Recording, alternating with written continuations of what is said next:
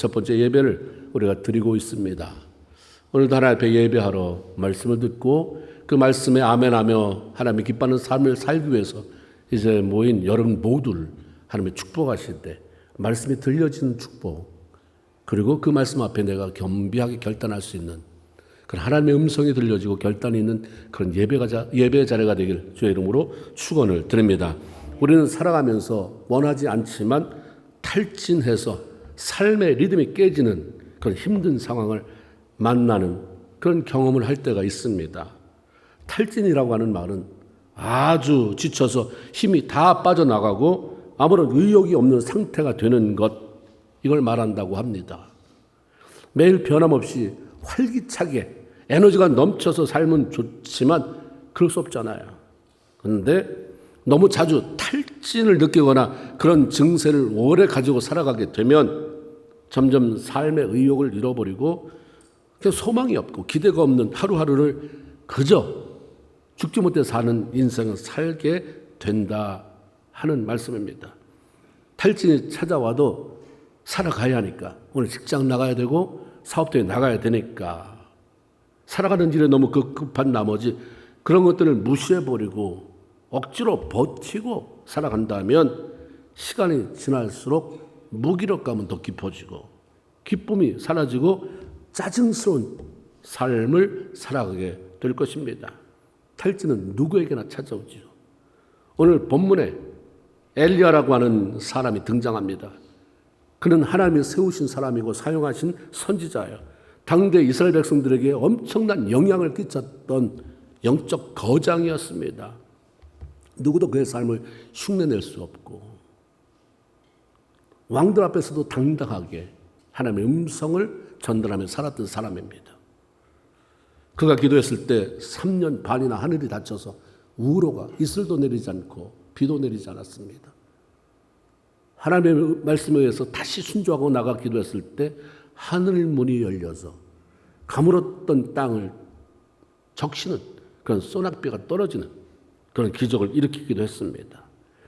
또한 기도해서 하늘에 불이 내려 제단 위에 올려놓았던 재물을 태우고 그로 인해서 하나님만이 유일하고 진정한 신이다 라고 하는 사실을 널리 알린, 확신시켜 주신 그런 사람입니다. 이런 선지자가 오늘 본문에는 탈진이 찾아왔습니다. 이게 누구에게 예외가 없구나. 인간이라면 탈진을 경험하게 되는구나. 하나님 외에 그 누구도 두려워하지 않았던 엘리야가 오늘 안으로 내가 너 죽여버리겠다 라고 칼을 가는 왕비 이세벨의 소리를 듣고 너무 놀라요. 그 단지 살기 위해서 정신없이 도망치는 일이 생기게 됩니다. 평소에는 왕이나 왕비 앞에도 주눅들지 아니하고 두려워하지 않고 당당하게 하나님의 목숨이라면 날 죽여도 난 이 얘기하고 죽겠다. 그러면서 말씀을 대변해 왔던 엘리야가 왜 이렇게 갑자기 힘을 잃어버렸을까? 왜 이렇게 무기력한 존재가 되어버렸을까?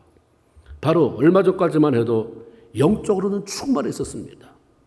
영적 전투가 벌어지는 갈멜산, 거기에 모여든 모든 이스라엘 백성들을 향해서 너희가 어느 때까지 두 사이에서 이렇게 비겁하게 왔다 갔다 할 것이냐. 하나님 앞에 모이면 하나님 믿는 것처럼 세상 나가면 세상 우상 섬기는 그런 사람으로 여기서도 환영받고 싶고 저기서도 환영받고 싶고 언제까지 그렇게 살 것이냐. 결단해라. 하나님이 정말 하나님이면 그러면 그분을 선택하고 바알이 우상이 정말 너희를 살릴 것 같은 그런 진정한 신이라고 한다면 가차없이 그쪽을 선택해라. 영적 결단을 요구하며 호통을 쳤던 사람입니다. 갈멜산 제단 위에 불이 떨어져야 하는 순간 얼마나 긴장되겠습니까? 그런 순간에도 자기보다 먼저 바알의 제사장들에게 니네가 먼저 기도해봐. 네 신에게. 한참 동안도 아무 반응이 없으니까 그런 긴장되는 순간에도 여유만만하게 야 너의 신이 불응답하지 못하는 것 보니까 깊이 잠들었나 보다. 깨워. 출장 나갔으면 불러와.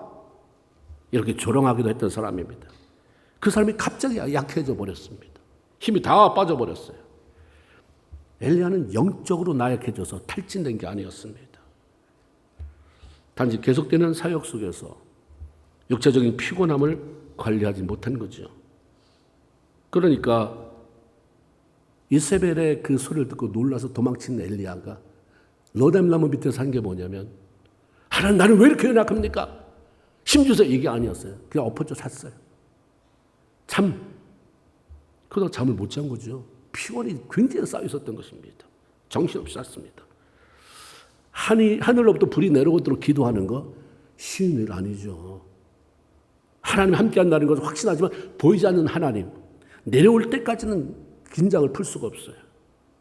갈멜산 꼭대기에 올라가서 비 오게 해달라고 기도했을 때에 하나님께서 엘리야의 기도 철마디를 듣고 금방 하늘문을 열어서 폭우를 쏟아부은 게 아니에요. 엘리야는 하나님께서 비를 내려주실 사인을 먼저 보냈는지 매번 기도가 끝날 때마다 한 번 기도가 끝나고 이제 기도가 했다 싶으면 쳐다보고 하늘에 무슨 징조가 있나, 비 올 사인이 보이는가 살피면서 그걸 7번씩이나 했어요. 생명을 걸고 한 기도였어요. 집에서 해보세요. 두 무릎 사이에 여러분의 목이 들어가나.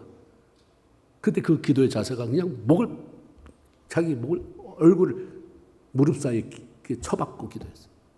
하나님 이거 안 됩니다를 7번씩이나. 아합 왕에게 곧 비가 내립니다. 빨리 이 자리를 떠서 비 맞지 마세요 라고 선포해놓고 기도 시작했는데 7번째가 될 때까지 응답이 없으니 얼마나 긴장됐겠습니까? 그런데 마침 비가 왔습니다. 불의 응답, 비의 응답 다 받아내서 큰 일을 성공적으로 이뤄냈습니다.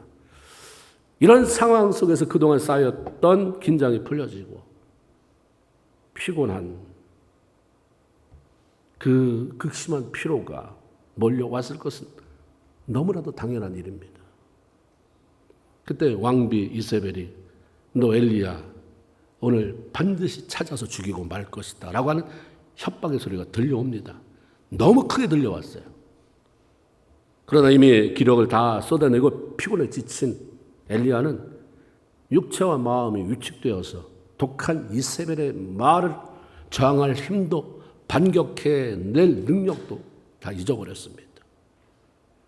우리 상식으로는 엘리야 같은 영적 거장이라면 그 순간도 하나님 저 여자 왜 저래요? 불 내려오게 하셨던 능력 다시 한번 보여주세요. 하늘에서 비가 내리게 했던 그 능력 다시 보여주세요 라고 기도하면서 하나님의 도움을 받아 이세벨을 단번에 처치해버리고 말았을 것 같지만 그렇지가 못했어요. 갈멜산에서 불 내려달라고 기도할 때 그의 기도는 짧지만 굉장히 강력했습니다. 하나님 불 내려주세요. 그래서 주께서 이스라엘 백성들에게 하나님의 되심을 보여주시고 내가 하나님의 종됨을 저들로 알게 하옵소서. 그때는 즉시 기도가 응답돼서 바로 불 내려왔잖아요. 불 내려온 상황을 어떻게 표현했냐면 불이 내려와서 번제물만이 아니라 그 옆에 있던 가까이 있던 돌도 나무도 흙도 다 태웠다. 그리고 또랑에 부어놨던 물까지 핥았다 이렇게 표현하고 있습니다. 이런 강력한 기도자도 피곤이 몰려오고 긴장이 풀려 탈진 상태가 됐을 때는 하나님을 생각할 겨를을 잠시지만 놓치게 되는구나. 기도할 겨를을 못 가질 수도 있는 거구나. 두려움에 사로잡혀 단지 그냥 살아야 되겠다는 마음. 전에는 이거보다 더한 그런 위협이 있었는데도 불구하고 살고 죽는 게 하나님 손에 있지.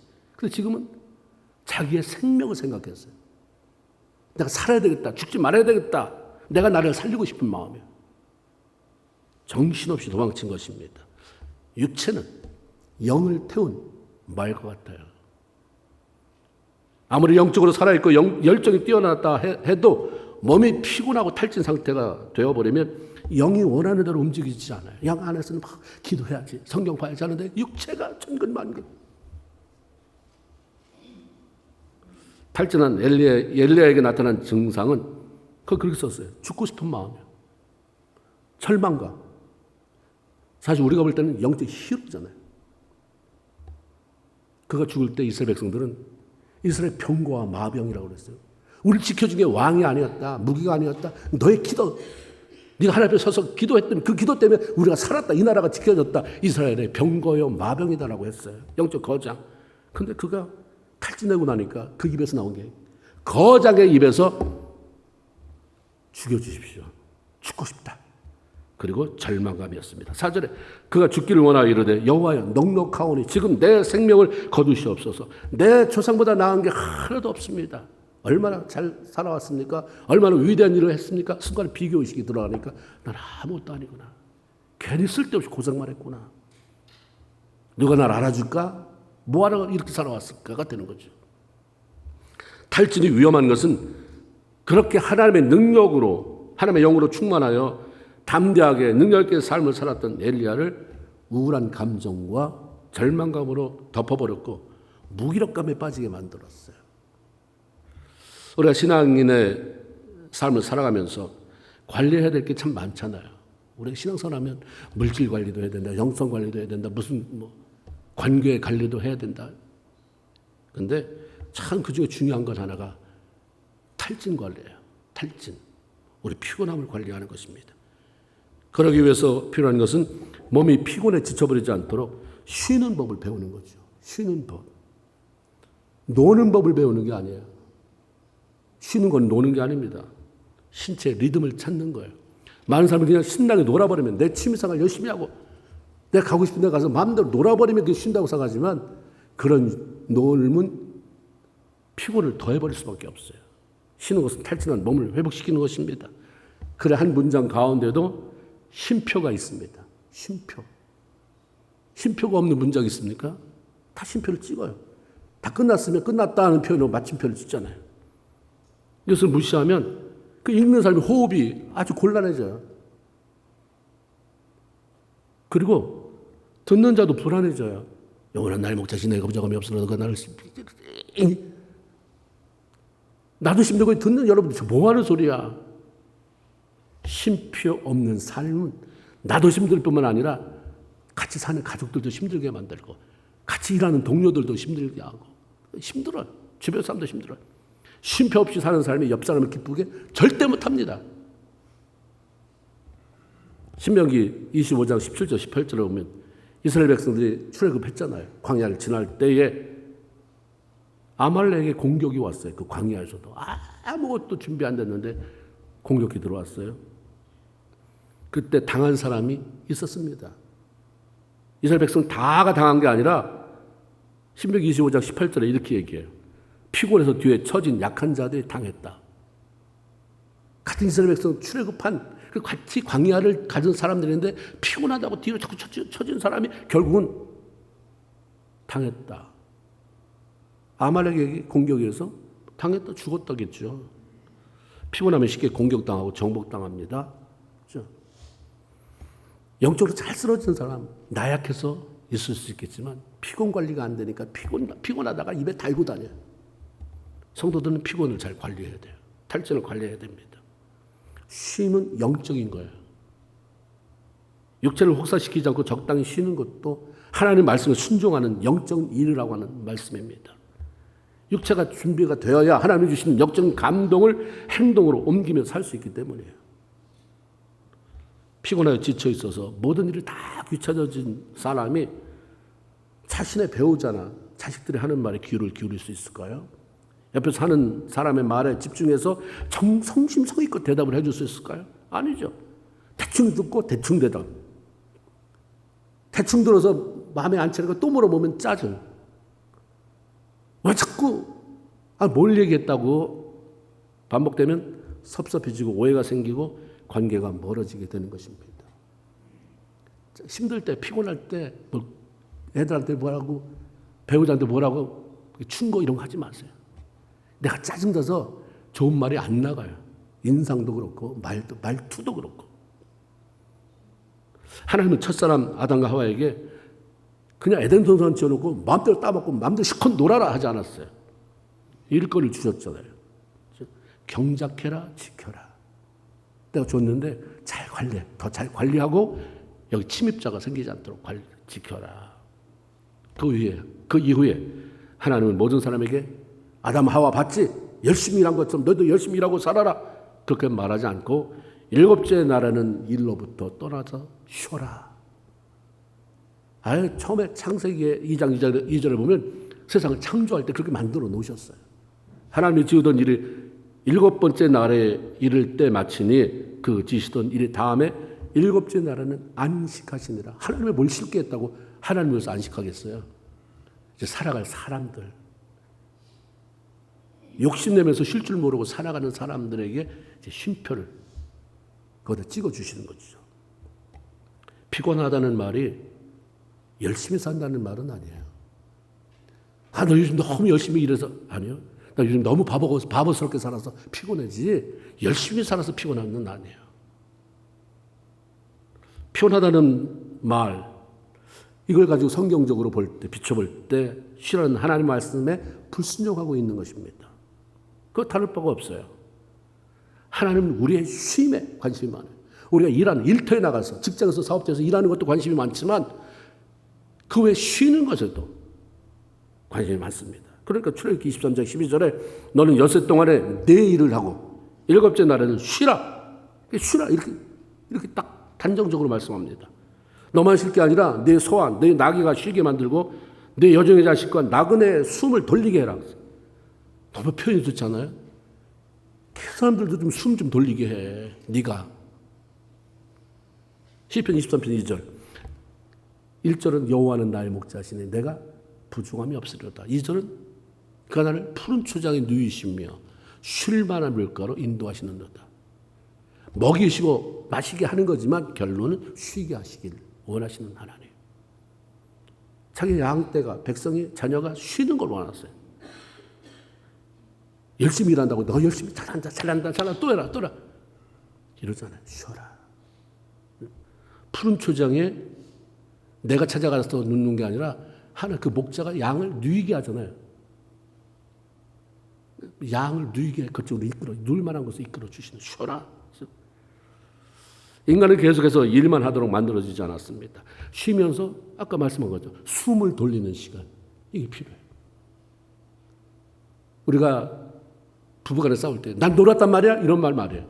나도 열심히 일했어 쉬지 않고 너무 피곤해. 거기서부터 시작이 틀린 거예요. 누가 그렇게 살래? 혹시나 남편이 그걸 이해해서 성경이 그렇게 살라고 그런 게 아니라 당연히 너무 일만 하는 것 같아. 누가 그렇게 살지 마. 이게 아니라 그냥 그 말하는 거에 대해서 받아쳐서 싸우자고 들면서 누가 그렇게 일하래? 그러면 내가 그러면 일 안 하면 우리 집 다 굶어 죽자는 거야? 손가락 빨고 있자는 거야? 그러니까 이게 이제 아무것도 아니게 점점 커지는 거죠. 하나님은 우리를 만드셨잖아요. 만드신 분이 내가 만든 이 존재는 일주일에 한 번은 쉬어야 된다 라고 할 때는 이유가 있는 거죠. 이유가 있으니까 천지를 일주일 안에 좀 나눠서 만들면 되는데 6일로 압축하시고 하루는 쉬게 만든 다 이유가 있는 거예요.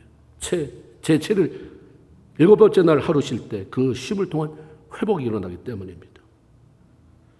어떤 사람이 그런 얘기를 해요. 사람이 쉬지 않으면 내가 쉬지 않으면 몸이 나를 쉬게 한다.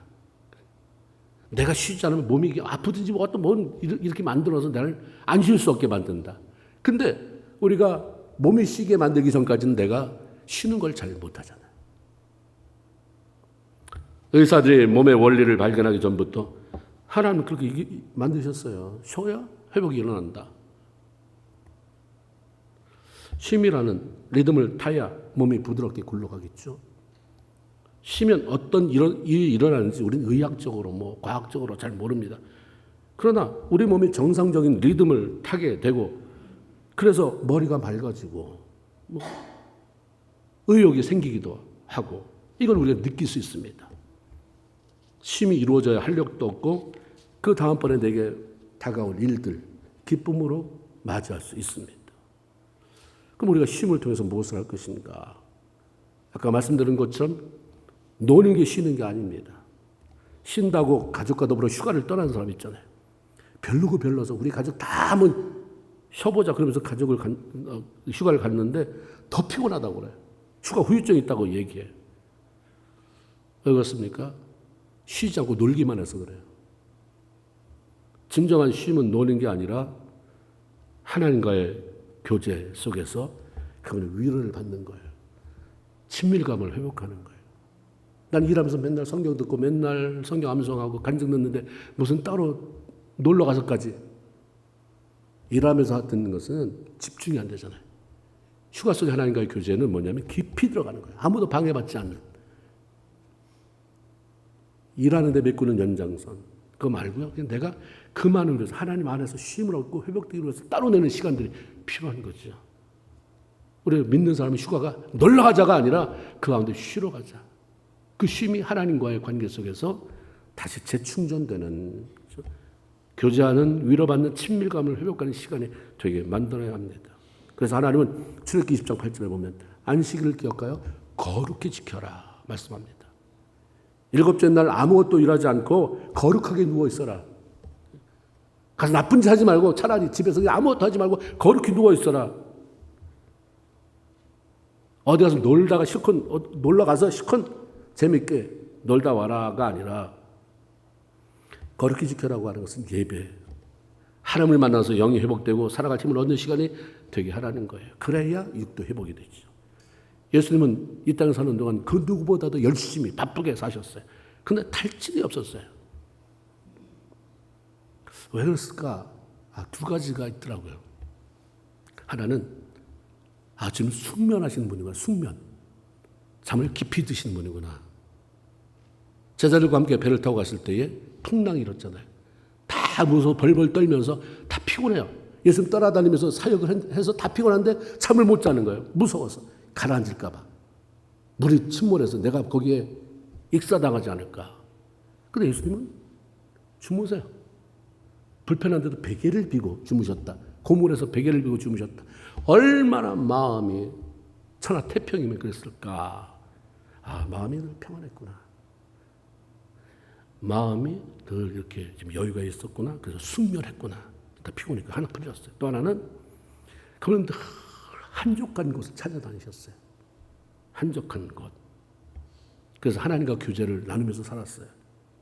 이 땅에 사는 동안 내내. 누가복음 5장 16절 예수께서 물러가서 한적한 곳에서 기도하시니라. 기도도가 아니라 오은이에요. 오은이. 그것만. 하나님과 교제하는 일만. 마가복음 1장 35절 새벽 5일은 미명에 일어나 나가 한적한 곳으로 가서 거기서 기도하더니 이렇게 사셨기에 탈진 없이 정말 멋진 인생. 자신도 충족이 되어지고 남에게도 이익을 주는 그런 삶을 사셨어요. 엘리야는 탈진한 모습으로 도망쳐 나왔습니다. 로뎀나무 아래 쓰러져서 잠이 깊이 빠졌습니다. 그게 회복이 됐잖아요. 근데 그것은 엘리야가 많이 잤기 때문에 그동안 밀린 잠을 실컷 자고 났더니 회복이 됐다. 이거 아닙니다. 지친 이 엘리야에게 하나님이 찾아오셨기 때문이에요. 찾아오셨을 뿐만 아니라 하나님이 그를 만나주셨잖아요. 위로해 주셨어요. 하나님은 천사를 보내서 엘리야를 제일 먼저 한 일이 어루만져 주셨습니다. 보세요. 하나님이 정말 사랑하고 정말 많은 능력을 부어줬고 그를 통해서 하나님의 영광을 받았던 분이에요. 근데 이 꼴이 되어 왔으니까 속상하잖아요. 그럼 여러분 부모님이 자식이 그렇게 잘하다가 A 맞고 상도 다 오다가 어느 날 C, D, E, F 맞아 올 때 뭐라고 말하겠습니까? 너 왜 이 꼴이야? 이게 뭐야 이게? 너 요즘 뭐하고 지내니? 무슨 짓 하고 다니는 거야? 거의 이렇게 말할 거예요. 하나님도 너 이 꼴이 뭐야? 너 그 믿음 다 얻다 팔아먹고 그 능력 다 얻다 팔아먹고 이 거지 같은 걸로 이렇게 누워있어. 벌떡 일어나지 못하겠어. 호통칠만 하는데 그러지 않았어요. 그냥 어루만짐이에요. 어루만짐. 여러분 때리는 것과 어루만짐. 때릴 때는 언제 때리는가? 어루만짐은 어느 때일까? 불쌍히 여기고 안타깝게 여길 때 때립니까? 어루만져줘요. 화가 났을 때 때리겠죠. 엘리야야, 내가 안다. 네 마음. 그동안 수고 많았다. 힘들었지? 그래 쉬어. 어루만짐이에요. 어루만짐. 그래서 우리의 관계 속에서 터치는 굉장히 중요한 것 같습니다. 부부간만이 아니라 우리 형제 자매 간에도. 그럼 쉬든가? 이거 말고 힘들었지. 이것 좀 중요하고. 애들한테 야, 너 요즘 야, 힘들었지. 이런 말 한마디. 성도 간에도. 뭐 허가 안 된다 할지라도 손을 꼭 잡고 이런 말 해주는 거. 맨날 말로만 그냥 화가 나서 너 그렇게 하면 돼? 그렇게 하면 돼? 그럼 자기도 마음이 상하고 듣는 사람도 상하고. 그렇죠? 그러고 하나님이 그에게 떡하고 물을 나눠서 줬잖아요. 그래서 설교를 준비하는데 갑자기 여기 제가 여기 번뜩 스쳐가는 게 있었어요. 단어가 제가 여기 나온 거예요. 성경에 나온 건데 떡, 물이 아니라 무슨 떡입니까? 숯불에 구운 떡이에요. 숯불에 구운 떡. 그리고 물 한 병. 이걸 딱 듣는 이게 다시 와지는 순간에 제가 깨닫는 게 하나님 너무 자상하시다. 야, 하나님 편하신 분이다. 내가 실수해도 막 몰아치고 막 이렇게 그런 사람 많잖아요. 좀 실수, 그 사람 무서워서 실수하고 싶지 않고 내가 실수하지 않을 수 없으니까 피하게 되고 이런 인간이 되면 안 되잖아요. 하나님 그런 분 아니잖아요. 얼마나 편해요. 근데 숯불에 구운 떡. 엘리야가 하나님 말씀에 의해서 또 순종하고 잠깐 도피한 적이 있었어요. 그리 시냇가로. 그때 하나님이 그에게 음식을 공수해 주잖아요. 뭐를 통해서? 까마귀를 통해서. 그때는 뭘 나눠줬어요? 고기와 떡이에요. 그런데 지금은 숯불에 구운 떡과 물. 그때는 엘리야가 뭘 먹어도 소화를 잘 시킬 수 있는 상황. 그래서 지금은 너무 탈진해서 포기해요. 탈진되고 힘들어요. 실망스럽고 죽고 싶은데 뭐가 그렇게 입맛이 돌겠습니까? 뭐 그렇게 먹고 싶겠어요? 그러니까 하나님이 숯불에 이렇게 불향을 입혀가지고 냄새가 솔솔 나게 해가지고 상상해 보세요. 후각을 자극시키는. 그리고 고기는 거기 품목에서 제외됐잖아요. 너 지금 고기 먹으면 소화 안 된다. 소화 잘 되는 인절미. 그런 물. 더 많은 걸 갖다 주고 싶지만 그 상황 속에서는 최선의 음식의 배려, 숯불에 구운 떡, 숯불 향이 나는.